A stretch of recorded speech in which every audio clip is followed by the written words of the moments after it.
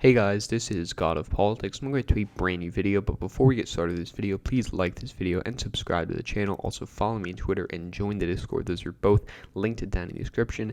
But in today's video, I will be doing my updated Senate elections predictions video.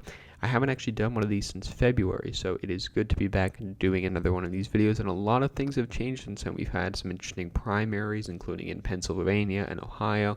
So it'll be interesting to do this prediction here, but getting right into it, we can start off with the safe states. Republicans have 29 seats not up for election. Democrats have 36, meaning we have 35 in total up for election. Now, with the safe Republican seats, Alaska's the first one. Murkowski and Shabaka could be either one of them. It could be a very close race, could be a very competitive race, but they're both Republicans. So at the end of the day, I am putting that as safe Republican. Utah, Idaho, North Dakota, South Dakota, Kansas, Oklahoma special election, Arkansas, Louisiana, Missouri, Iowa, Alabama, Kentucky, Indiana, and South Carolina. So that is, I believe, 16 seats for the Republicans that are safe, and safe in my book means above 10 percentage points. Likely is 5 to 10, lean is 2 to 5, tilt is 0 to 2. So Republicans up to 45 seats right off the bat there. They only need 5 more of these gray seats to get to the magic number of 50, and if they want a majority, they need a 6 seat. Democrats are going to need 50 because Kamala Harris is a vice president. Republicans are going to need 51. Now, for the Democrats, I believe they'll get California, Oregon, Washington, Hawaii, Illinois, New York, Vermont, Connecticut, and Maryland. So after these safe seats, both Democrats and Republicans are up to 45 seats. Now, Republicans are going to need 6 seats. Democrats are going to need 5 to get to the majority. But there are 10 seats here that I could consider, up for grabs, meaning, they're within 10 percentage points. Some of these are not going to be competitive at all, but they are going to be within 10 percentage points. But that, of course, could change. I think a good example of that, starting off the likely states, is Florida. Florida could well go over 10 percentage points, but as of now, I'm erring on the side of caution, and I'm putting it likely Republican. Marco Rubio is a good candidate, and while Val Demings isn't a bad candidate, she's just running at the wrong time in the wrong state. Florida has been leaning to the right recently. It's been moving further to the right, and so I think that that's going to bode well for the Republicans, both in the gubernatorial race, some of these congressional races, and, of course, the Senate race right here, which I am putting at likely Republican. I'm also putting Ohio at likely Republican, and, of course, Ohio had their primary recently. J.D. Vance won over Josh Mandel and a few other candidates. So J.D. Vance is likely to be the next senator of Ohio. He is running against Tim Ryan for the Democrats. Tim Ryan is not a bad candidate, but again, it's similar to Val Demings. He's running in the wrong state at the wrong time. It's going to be a Republican wave year. Ohio is a state that has drifted to the right recently as well by a lot. Of course, Obama won this state in 2012. Trump won it by a lot in 2016 and 2020. So he's looking, J.D. Vance is looking very likely to win this race, probably by around 8 to 9 percentage points, which would be a pretty strong margin for him. Wouldn't be a safe margin, I don't think, as of now, but of course that could change. Now, those are all the likely states for the Republicans. Now, for the Democrats, I do think the only likely margin state is going to be Colorado here. Colorado, you've got Michael Bennet. He's probably not going to lose. Republicans don't have the best candidates. But overall, Colorado's just shifted too much to the left to be considered competitive, in my view. It did flip in 2014, but that was a very different time. Maybe it pushes down to the lean margins that Republicans do really well, but as of now, I'm putting it as a likely Democratic state. So Democrats are 4 seats away. Republicans are also 4 seats away after this likely margin states.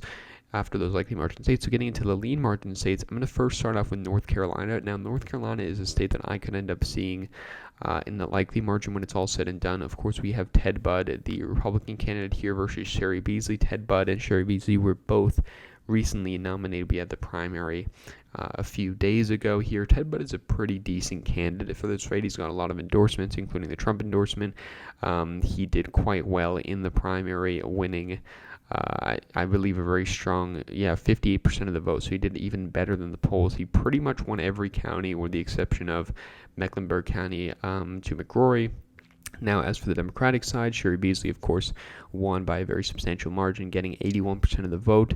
But she did lose in 2020, and 2020 was a better year for Democrats than 2022 is going to be, and she was an incumbent in 2020. So I just don't think this is a race that Democrats can win. I don't think it's a race that's going to be particularly close. Republicans are going to win by a pretty solid margin. Like I said, possibly even moving into the likely margins. Wisconsin is a state I'm putting also at lean Republican. You've got Ron Johnson here, the incumbent Republican, versus Mandela Barnes, who is likely going to be the nominee for the Democrats. If we look at some of this polling here, we can see that Barnes is leading, but it has been going down recently to this guy, Alex Lazary. Now, I don't know much about him. I know a little bit more about Sarah Godlewski, but it doesn't look like she's going to be the candidate. But assuming it's Mandela Barnes, he's not the best candidate. He's a progressive lieutenant governor, but he's not got some of the strengths that John Fetterman does have. So in terms of these endorsements, Mandela Barnes does have a lot of endorsements, especially a lot of local officials, which should bode well for him in the primary. But overall, I don't think he's going to be able to beat Ron Johnson. Russ Feingold couldn't do it in 2016. And I don't think that he's going to be able to do it in 2022. So I am putting that race at lean Republican. Now, I actually don't think there are any lean Democratic states here. I'm actually probably going to put Georgia as a lean Republican state here. Now, Georgia is a very interesting state. Of course, we have the incumbent Raphael Warnock at the moment. He's likely going to be going up against Herschel Walker for the Republicans. He is a Trump endorsement. He's got a big lead in the primary. And, in some of the general election polls, Raphael Warnock really has just not done that well in terms of polling.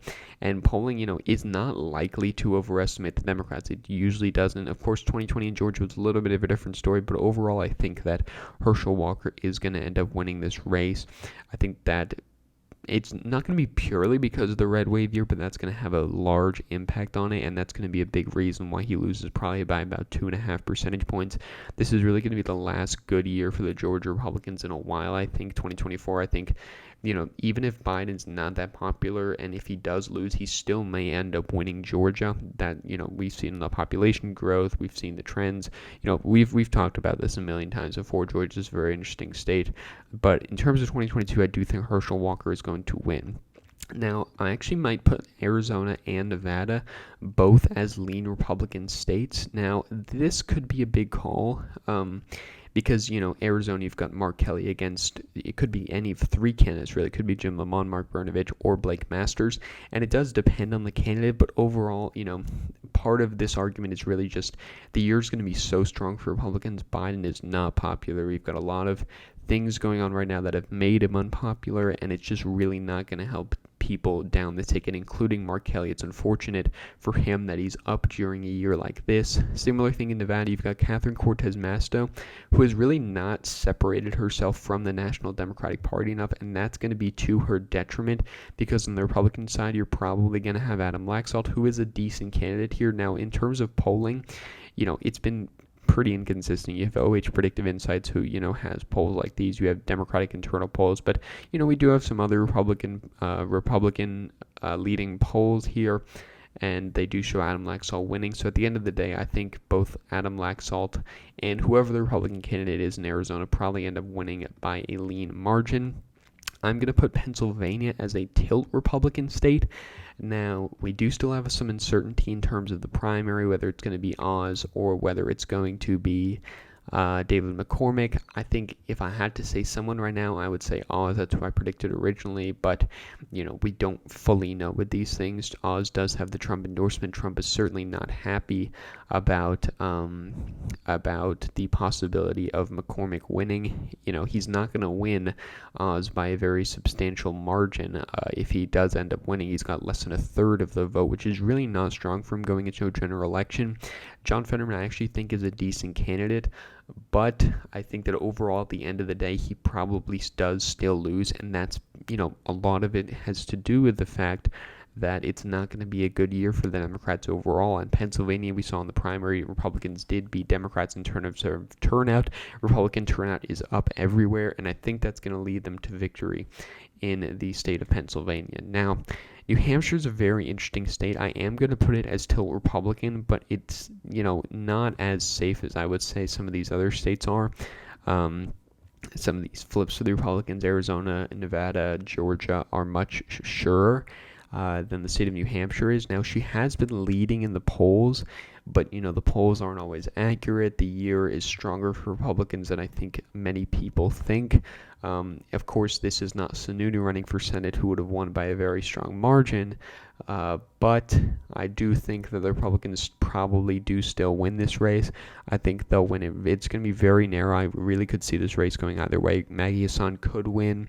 The Republicans could win, but as of now, I am saying it is a tilt Republican race. So overall, as of now, my prediction is that there will be 54 Republicans, 46 Democrats. This would be a net gain of 4 for the Republicans and would actually give them quite a decent chance of getting 60 seats in 2024 with West Virginia, Ohio, Montana, Arizona, Nevada, and either, Michigan, Wisconsin, Pennsylvania, one of those states. So they could very well get up to 60 seats in this prediction going into 2024 with a prediction like this happening in 2022. So we will see what happens. Some of these predictions, of course, could change. We could have different polls, different candidates, but we will see what happens. So overall, this is what I think as of now. So thank you all for watching this video. Please like this video and subscribe to the channel. Also follow me on Twitter and join the Discord. Those are both linked down in the description. But again, guys, thank you all for watching this video, and I will see you guys later.